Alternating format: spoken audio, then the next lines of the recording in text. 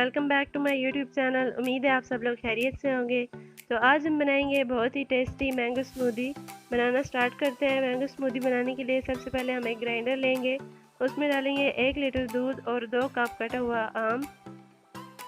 इसमें हम थोड़ी सी बर्फ़ डालेंगे। अगर आपको ज़्यादा ठंडा पसंद ना हो तो आप इसको स्किप कर सकते हैं।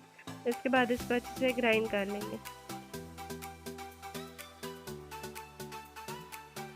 आम का जूस गर्मियों में बहुत ही अच्छा होता है, स्पेशली हमारी स्किन के लिए। जब हमारी स्किन गर्मियों में डल हो जाती है तो आम का जूस हमें रिफ़्रेश करता है और बहुत ही ठंडा भी होता है। और अगर आप चाहें तो आप इसमें चीनी या शक्कर वगैरह भी ऐड कर सकते हैं, लेकिन आम खुद ही इतना मीठा होता है इसलिए इसकी ज़रूरत नहीं होगी। हमारा आम का जूस हो गया है ready. If you like this video, subscribe to my YouTube channel, press the bell icon and stay tuned for more videos and updates. Thanks for watching.